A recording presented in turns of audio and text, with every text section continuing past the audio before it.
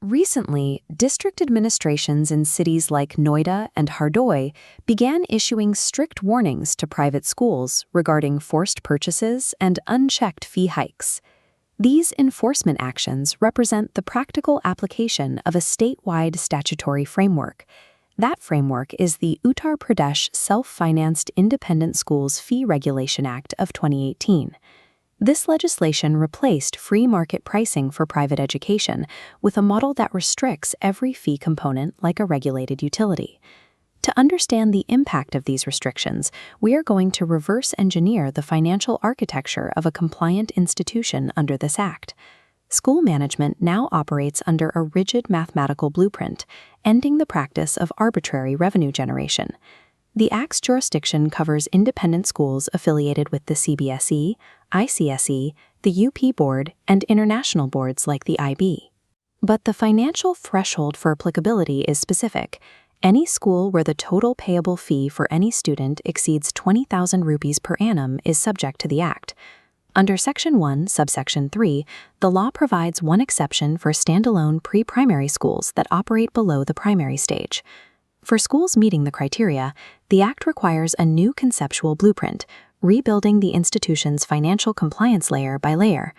The first layer of this blueprint mandates a structural overhaul of how revenue is collected from parents.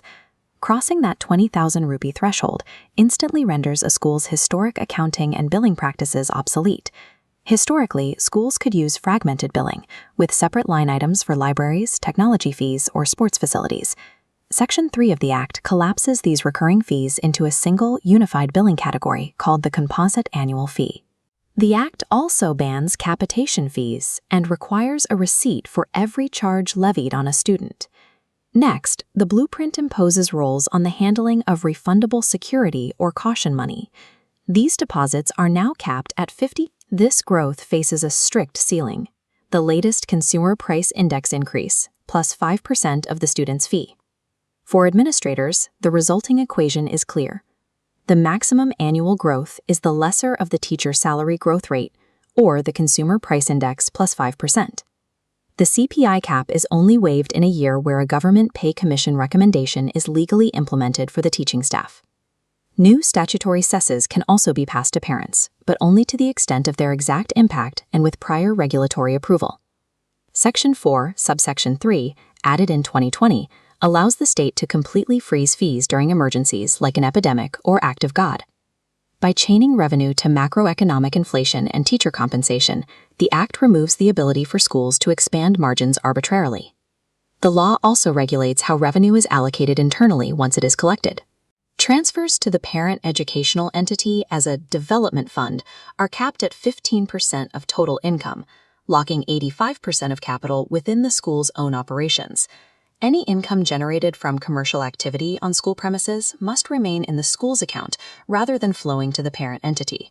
To prevent indirect profiting, the Act bans schools from compelling parents to buy uniforms, books, or shoes from specific shops. This restriction extends to the dress code. School uniforms cannot be changed for 5 consecutive years without prior approval. Transparency is also mandated, requiring schools to publicly disclose their fee structures and teacher salaries 60 days before admissions begin. These systematic restrictions prevent schools from bypassing fee caps through hidden commercial monopolies or internal fund transfers. A centralized quasi-judicial body actively polices this financial architecture. The District Fee Regulatory Committee, or DFRC, is established in every district as the primary enforcement node, allowing parent complaints to bypass school management entirely. Chaired by the District Magistrate, the DFRC has the powers of a civil court to summon witnesses and demand the production of internal financial documents.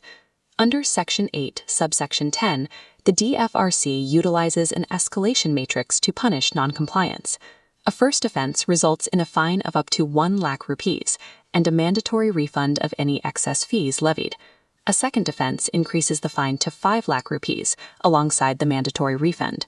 A third offense triggers the mechanism for institutional termination. The DFRC can recommend the relevant board withdraw the school's recognition and affiliation.